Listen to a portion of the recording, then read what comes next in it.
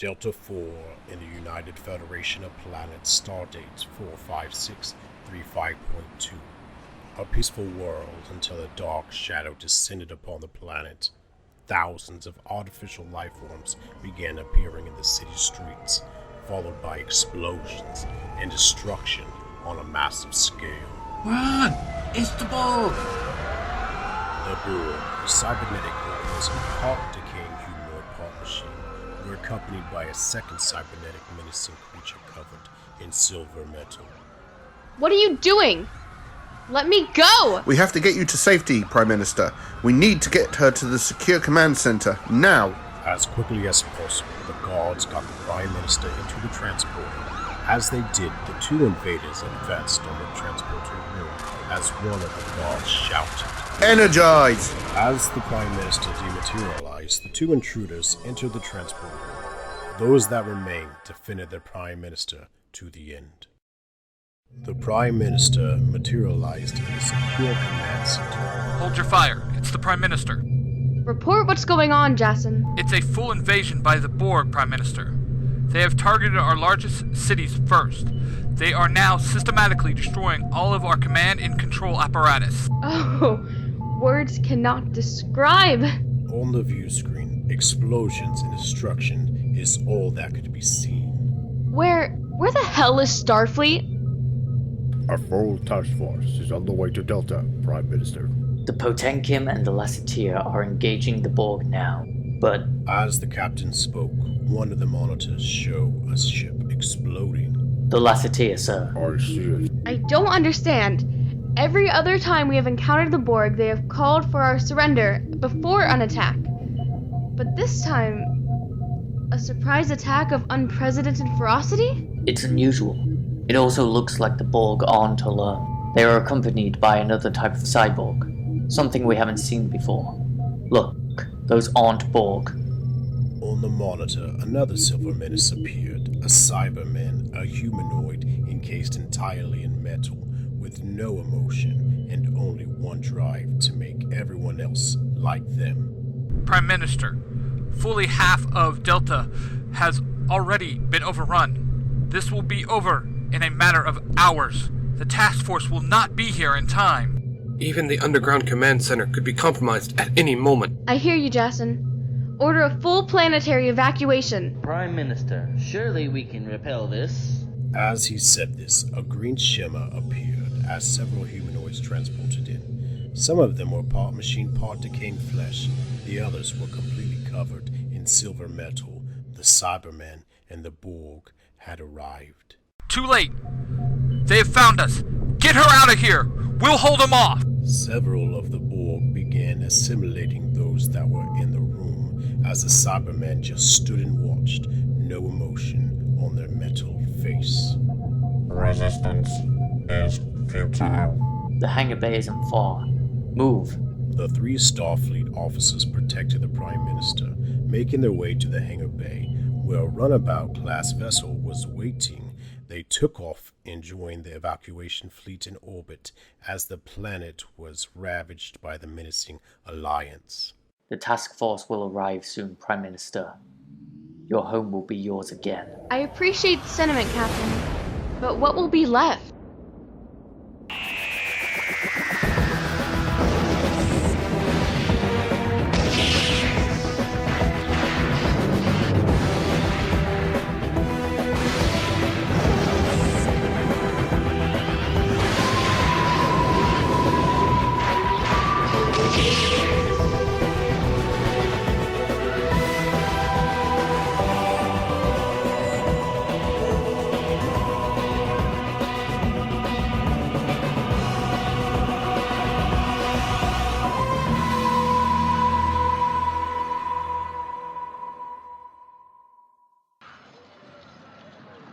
Earth, ancient Egypt. I can't look.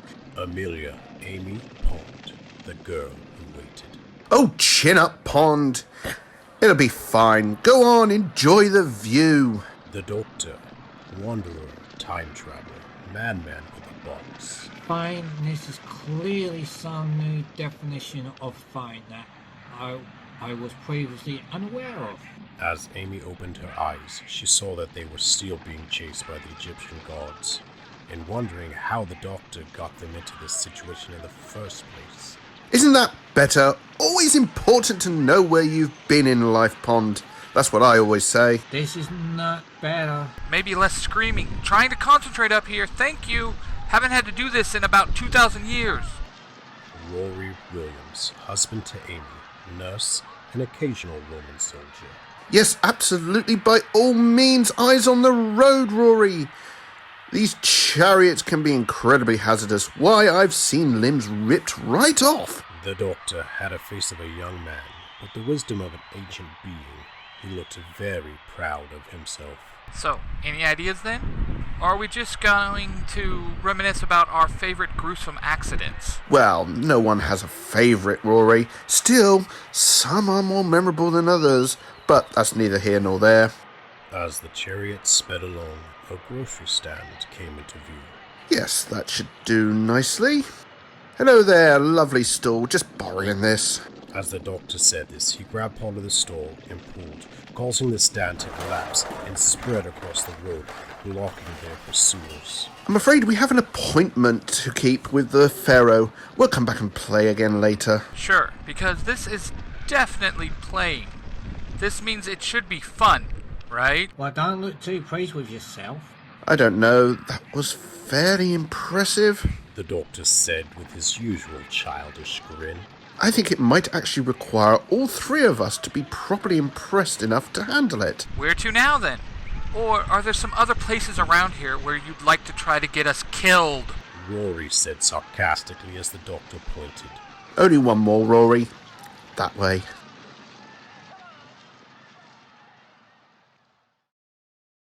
The Pharaoh's palace. The three travelers snuck in searching for the throne room. Now, this calls for a certain degree of sneakiness. Fortunately, I'm good at sneaky, so I don't expect a problem. The sonic screwdriver should lead us right to him. The doctor pulled a device from his pocket, pressed a button, and it began to whistle very loudly. Yeah, sure. Sneaky, he says. No problem. I can handle that. Rory leaned against a vase, Whoa. which toppled over and crashed to the floor. Right. Sorry. Rory said, laying in a heap surrounded by the broken vase. The doctor and Amy helped him up. On your feet, soldier. Okay, not sneaky. Forget sneaky. So let's try making friends. As he said this, 5 guards approached them. Hello. What are you doing here? I just need to have a look at this, if you don't mind. Talk amongst yourselves for a moment. The doctor climbed up a tapestry and pulled out his sonic screwdriver. Doctor, where are you going? Get down from there. Look out below, Pons. He said as he waved the screwdriver over the rings holding the tapestry to the wall. Geronimo! The tapestry landed on all the guards.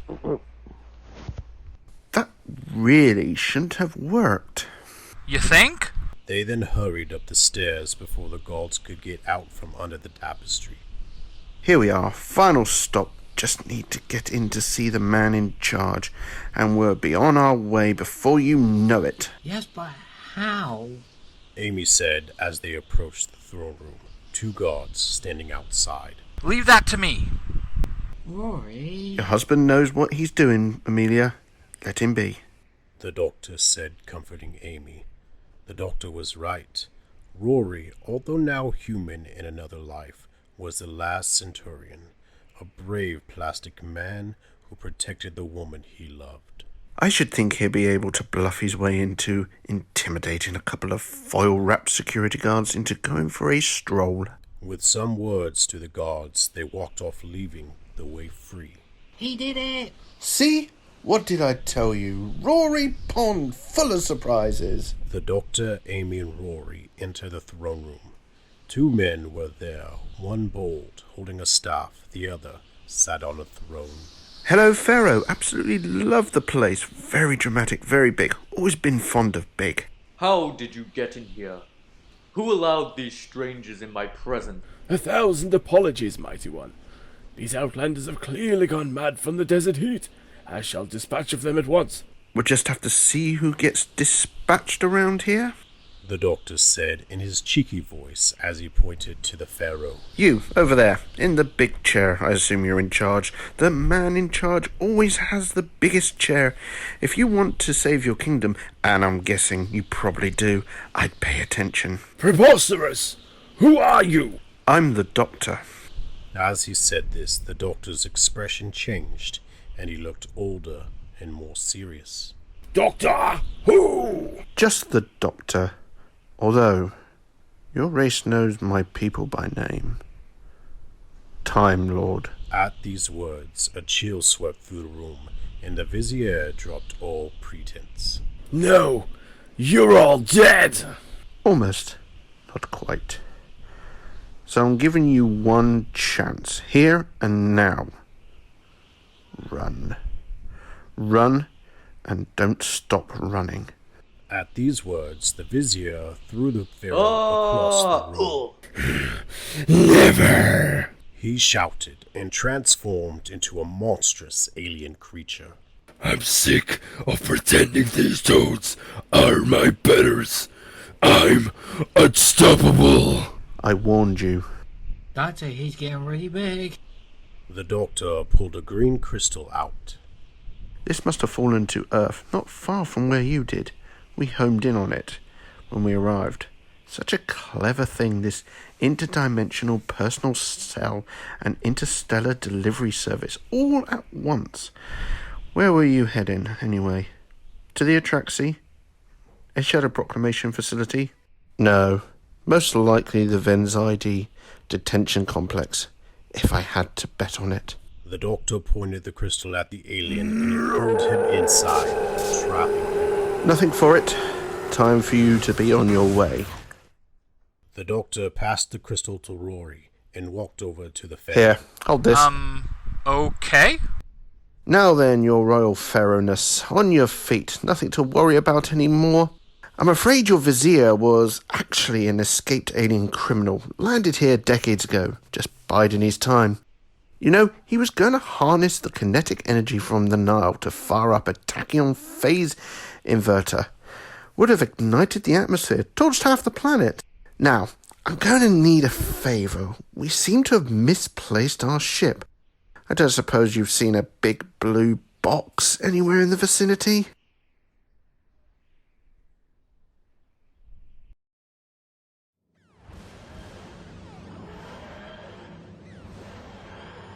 Later in the TARDIS, a Type 40 capsule the doctor borrowed from his home planet. After all that, I think we need to go somewhere cool and foggy. Foggy is good. Good for the pores. Earth foggy? Or far off planet where we undoubtedly be drawn into trouble foggy? By the way, Doctor, here's your glowing green thing back. As the doctor took the crystal from Rory, a vision of silver metal, decaying flesh, and black machine parts flashed across the doctor's mind. The TARDIS lurched around the vortex. What's happening? Whoa! Hold on. We're almost there.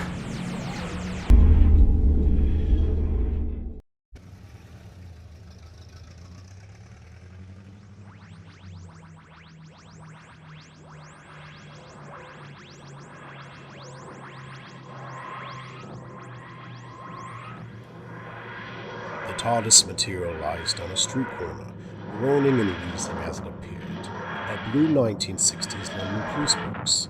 Amy and Rory stepped out first, followed by the doctor. Amy and Rory dressed in 1940s clothes, the doctor still in his tweed coat and bow tie, the same thing this incarnation always wore. So where are we? Wherever it is. I have to admit, I do like the fashion. Brr, it's chilly out here. Of course it's a little chilly. This is San Francisco, California. As my friend Mr. Clements once said, the coldest winter I ever spent was a summer in San Francisco. 1941, just before the United States entered the Second World War, a city of glamour and mystery, and a little rough and tumble too. So, watch your step. Is this where you were planning on taking us? That landing felt rough than usual. The doctor looked strained and a little unfocused as they walked down the street. Oh, that was nothing to worry about, I don't think. And this was precisely where I meant to go. It's San Francisco, Amy. Don't you want to dine on seafood while overlooking the grandeur of the Pacific Ocean? Fine, so what else can we expect? Doctor, are you alright? Again, the doctor looked unfocused as they passed Tom's Bakery on 4th Street. Fine, Rory, better than fine, just a little dimensional feedback. Haven't you read any detective stories, Amy? Seen any films noir? San Francisco in the 1940s was a bubbling cauldron of capers and investigations. Why, we're bound to run into something unusual here. The doctor, Rory, and Amy entered a bar. At the far end stood 3 people. One bearded black-haired man, a red-haired woman, and... something unusual, like that android in a pinstriped suit. Network diagnostic in process. Phase discriminator scanning for anomalies. Neural net scan complete. Aboard the USS Enterprise, Geordie LaForge, chief engineer, was assisting his friend, Data, an android, in his routine diagnostics. Positronic diagnostic complete. All set, Data. The routine scan indicates no problems at all. You know, Data, I've been thinking. While Dr. Sung was made head and shoulders above anyone in his field, when he constructed it using parts that will last for a very long time. That was more than 30 years ago, and there have been a significant technology advances since then, with advanced isolinear chips, for example. Have you ever considered upgrading yourself? I have indeed considered it, Geordie. I have decided against it, however, because of the philosophical implications. If I start replacing my components with improved ones, where would that process end? Eventually, would I no longer be myself? Instead, I have chosen to remain as I was created. Consider yourself, Geordie. You have in the form of your new visor. That would be considered an improved component. Would you consider other such upgrades? Geordie considered before answering his friend. Well, I don't know what I'd call my visor an improvement. Sure, it does give me some extraordinary abilities, but you're right. I wouldn't really want to replace other parts of my body. In fact, I'd rather have a normal vision and not even need to wear the thing at all. So I guess I see your point, Data. Several decks upon the main bridge, Commander Riker, first officer of the Enterprise, entered the captain's ready room. We're about to arrive at Nia 7, sir. Fine. This should be nothing more than a routine stop-and-greet visit, number 1. There's a particularly haired division of Starfleet Corps of Engineers there, and I think they might require a little encouragement. I'll take care of it, sir. I look forward to the mining operations. It's quite an achievement, although it's said to be a little dangerous down there.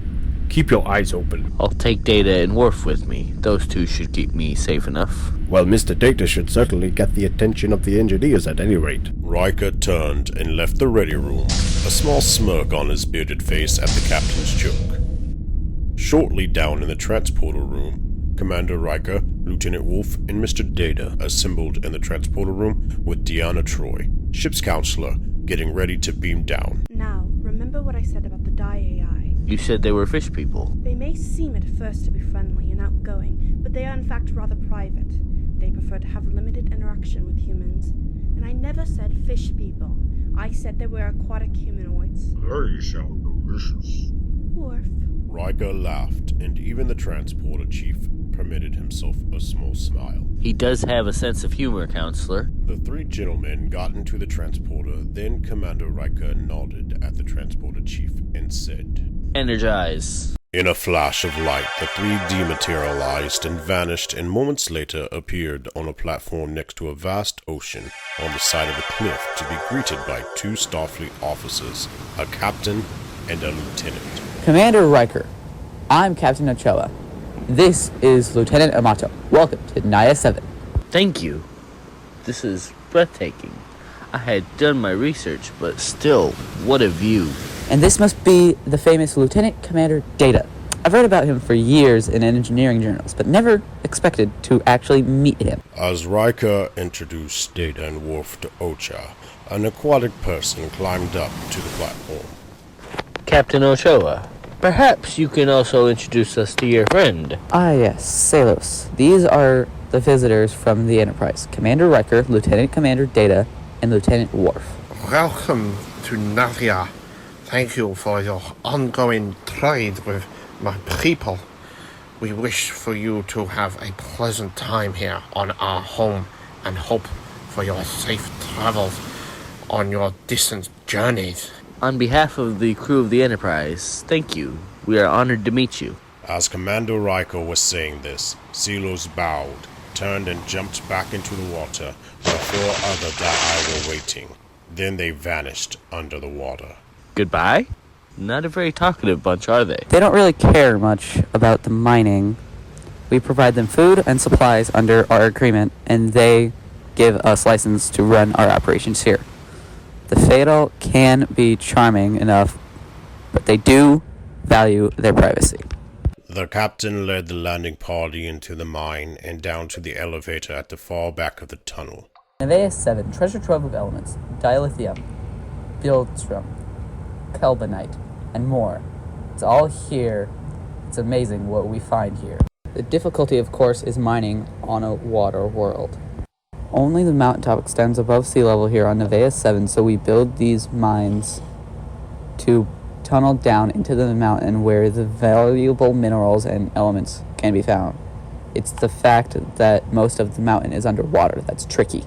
They reached the elevator and Lieutenant Amato said, Let's head down to one of our newest sites where the real fun is. As she said this, she smiled at Commander Riker, who returned the smile. They all got in the elevator and headed down into the mine. Captain, this seems unnecessarily dangerous. Surely there are other mining technologies, using particle beams, transporter technology, or from orbit that could make this a lot easier. Certainly, but the Dai have strict environmental protocols that we must follow under the terms of. Months of negotiation allowed us to reach a compromise that permitted our operations to proceed in this very particular and admittedly work-intense fashion. In other words, they don't want anyone firing on their planets. Precisely. Captain Ocha continued to explain as the elevator came to a halt and the group got out. It's a mutually beneficial relationship. The Dai are well compensated, and Starfleet gets some extraordinary rare materials that we need very badly. Extracting them in this fashion is certainly a tall order for the engineering group, that's for sure. We take you to the new Eastern Tunnel complex. It's our newest dig at this depth. They continued down the stoned corridor. Data then asked, Captain, would you tell us more of what portions you take to inherent dangers down here? Water leakage, structural collapse due to pressure. Good question. We use a variety of force fields, sealants, and anti-gravity devices. In fact, I was hoping to consult you and your chief engineer to review our progress and see if you had a suggestion for improvement. We also used the tried and true method of interlocking pressure components to try and minimize the damage if we do have a collapse or leak. Captain Ocha pointed at a solid-looking door with a round window in it. But I'll be honest with you, gentlemen, this is very dangerous work. On the other side of the pressure door, water began spraying into the room. One of the reasons I requested a visit was that I was hoping to get some high-level technical consulting on some of the difficulties here. When we heard that it was the Enterprise coming, I was so relieved. Unseen to the party, the other room began to fill with water, and the glass on the door began to crack. Starfleet needs these resources badly, and I'm concerned that safety isn't necessarily the #1 priority. Captain, I don't think we had any idea of the depth of challenges your team is facing here. I don't think Captain Picard was made fully aware of this either. Don't worry, we will do whatever we can to help you out. Commander. The glass broke. Water began to rush into the room at an alarming rate. Oh hell. Amato, pull the release valves! Orcha shouted as all 5 were engulfed by water. Worf managed to grab Orcha and Amato. Data, where is Commander Riker? Worf cried as water rushed around him. Data stood in the rushing water looking down into the depths. Looking for him now. In one movement, Data reached into the water and with no effort pulled Commander Riker out. Found him. Are you unharmed, Commander? Riker, coughing and spluttering, leaned against the console. Thanks, Data. I'm fine. Worf, we need to contact the Enterprise to get some help down here. Taken care of, sir. Worf said, a little breathless. A medical team and an engineering team are already on their way. Let's go, people, said Dr. Crusher, assembling her team in sickbay. Meanwhile, on the bridge, Geordi looking over all the information. Mr. LaForge, I'm heading down to the surface now. Please join me after you complete your assessment. Yes, sir. I'll be down there as quick as I can. The Enterprise began to send relief down to the planet. The engineering team assesses the damage, and the medical team help the wounded. Captain Picard beamed down to see the damage for himself. How bad is it, Doc? Bad enough, Captain. 8 dead, 22 injured. Silos approached the captain. Sorry for your loss, Captain. Thank you. I can't help but wonder why your people didn't assist with the rescue effort. Many of them were seen in the waters nearby only minutes after the collapse, I'm told. I don't think I need to remind you, Captain, of the terms of our agreement with Starfleet.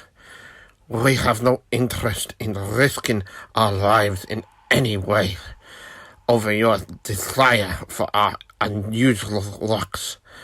Would you prefer that we opt out of our contract? No, very well. I understand. Silos walked away, and Lieutenant LaForge came over to talk to the captain. Captain, why do we put up with this? These are our partners. It's a complicated relationship, Lieutenant. You're a part on the causes of the collapse. I almost couldn't believe it, Captain. The safety protocols here are remarkably low.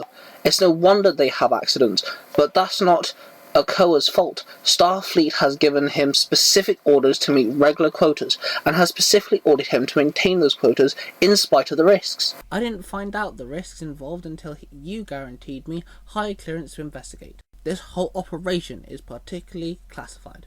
What's going on here? Why are we putting these personnel at such risk? The Borg, Lieutenant. We've lost so much of the fleet of Wolf 359, we're trying to rebuild our forces and prepare for their inevitable return. We need every scrap of raw material we can get our hands on to maximize our defenses. In some cases, hard choices have been made to do whatever we must to prepare. The sacrifices of these engineers may very well make the difference for the Federation. Captain Picard, Commander Riker, Mr. Data, and Dr. Crusher returned to the ship. After you get cleaned up, I'd like your thoughts on the situation, number one. My ready room in 1 hour, Mr. Data. Doctor, I'd like you there as well. An hour later, the three joined the captain in his ready room. And so arrangements have been made to make sure Captain Ochoa will get additional support and resources? It's not a question of ability. Captain, those people are stretched to the limit. Absolutely. I've received word that the Lexington will be arriving soon with additional equipment and a full task force of engineers. The resources to be gained there are vital. He'll be very happy to hear that the situation down there certainly required more than a pep talk. Agreed, number one. I admit I had no idea the conditions had grown so dire. I'm grateful you're all alright. However, as the situation is resolved for now, I have a slightly less strenuous task for you. I'm told that the most recent system upgrade to the holodeck has been completed. Perhaps you could see to it that it receives the proper inspection. There's a new Dixon Hill adventure available that I've not even gotten a glance at. Commander Riker turned to Data and Dr. Crusher. What do you say, Doctor? Mr. Data, do you care to join me? Half an hour later, Commander Riker, Dr. Crusher, and Mr. Data meet outside the holodeck. A room at first look is just a small square room, but with a simple command. Computer, begin program Picard Dixon Hill 7. Program begin enter when ready. They walk in, not into a small room, but a big street, 1940s San Francisco. Very nice. Is that the ocean I smell? That's new. Indeed, detecting olfactory traces of seawater. Carbon monoxide exhaust. and sourdough bread. Very thorough. You just said the magic word, Mr. Data. Bread. I'm famished. Let's see if we can find a restaurant around here.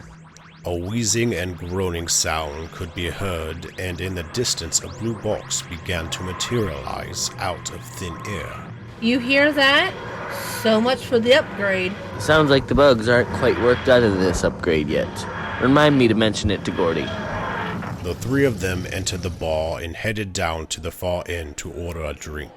And a gin and tonic for the lady. Coming up, Powley. Hello, look at this. Over by, three people entered, one lady and two men. Two of them were dressed in 1940s period clothes, but the man who said hello was dressed in a tweed coat and a bow tie. An android! A positively splendid android! The doctor, like some small child that had found some candy, walked over to Data. What do you have in here? A positronic brain? Those can be tricky to untangle. Needs lots of artificial synapse jumping. Looks like you got it running very smoothly. Curious. The doctor grabbed Data's head and looked deep into his eyes.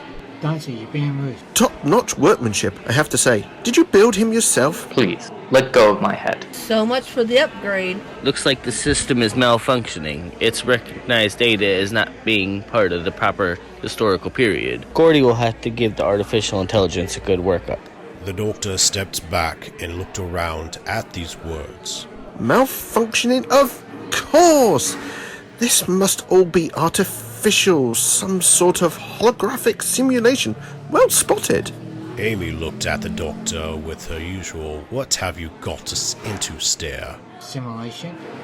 You mean we not in San Francisco at all? I should have noticed when we first stepped out. The smell, the sound, the simulated gravity under our feet. Too perfect. Reality is always much messier. Why didn't I realize? Oh, great. I knew it was too simple for us to be in an actual, real place. Where are we, really? Curious, Commander. The simulations appear to have archived some level sentence, or at least the illusion of such. The doctor smiled his cheekiest smile. Oh, we're simulations. Sentient simulations. I see. Shall we put that to the test? It's your funeral. Computer, end program. Ending program. And with that, San Francisco vanished, leaving 6 people and 1 blue box in its place. Intriguing, said Data. Riker and Crusher were in total shock. Pleased to meet you. I'm the doctor. Would you be so kind as to tell us exactly where we are? Maybe we'd better have a word with the captain. Commander Riker called for security, and moments later, Mr. Worf and 2 security guards arrived. This is Lieutenant Worf, our chief of security.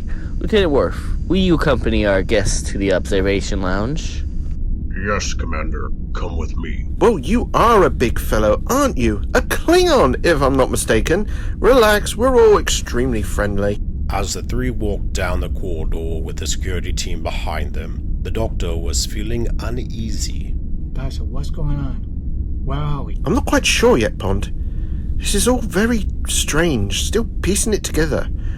Wherever we are, one thing's for certain. We're definitely not where we were, and the situation is changing rapidly. What? I seem to be remembering things that have never happened to me. What? Until I got a glimpse of our tall friend there. I'd never even heard the word Klingon before. Worf escorted Amy, Rory, and the doctor to the observation lounge where Captain Picard was waiting. Look out the window. We're in space. You see, Doctor, they have windows in their spaceship and everything. Hush, Pond. We're guests here. Mr. Worf, report. Captain, these are the visitors Commander Riker discovered in the holodeck. Captain Picard got up, adjusted his uniform, and addressed the doctor and his friends. So I'm told. We very seldom receive unannounced visitors on the holodeck, much less ones who park their telephone boxes there. I'm Captain Jean-Luc Picard of the Enterprise. I must ask you, however, who are you, or what exactly are you doing on our ship? Who, us? Nobody really. Just doing a little travelling. This is Amy and her husband Rory. Hello. Hi. And I'm the doctor. The captain walked over and shook the doctor's hand as Commander Riker and Counselor Troy walked into the observation lounge. Doctor? Doctor of... Just the doctor. Very well then, Doctor. A pleasure to meet you. They all sat down at the table. Commander Riker asked Counselor Troy, Deanna, are you getting anything from them? Deception, intention, anything you can tell us? No attempt to deceive at all. Wilfram's young friends sense a nervousness, but an absolute trust in their companion. Deanna Troy was an empath and could sense the emotions of people around her. And from this doctor? It's nothing like I've ever sensed it before. There's a wisdom much beyond his years, and a sadness, a great sadness, but no ill intent, I am certain of it.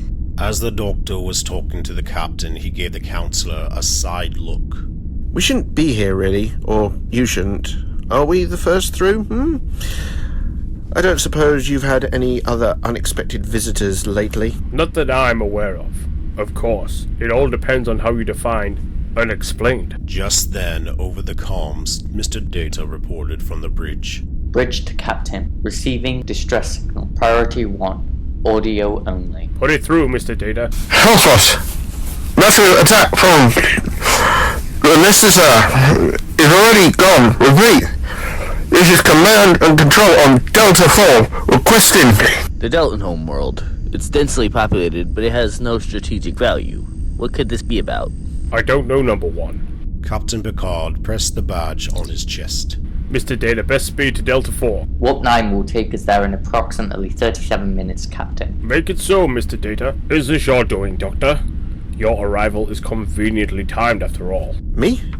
I've never heard of Delta 4. Which, considering the fact that I know every planet of every star system, is just a tiny bit concerning. As for convenient timing, that could be my middle name. Captain Picard got up, a look of worry and mistrust on his face. Indeed. Lieutenant Worf, keep an eye on our guest until we arrive at Delta 4. The Enterprise entered warp, heading straight for Delta 4. Approaching the Delta system, Captain. The Doctor, Amy and Rory followed Captain Picard and his crew on to the main bridge. Very nice, very impressive. Roomy. I like roomy. I like the lines. Very nice use of space. Will you please stop talking? Sensors indicating a large gathering of vessels in the immediate vicinity of Delta 4. Large. Define large. Still calibrating, sir. Now within range for vessel sensor transmission, sir. On screen, Mr. Data. No.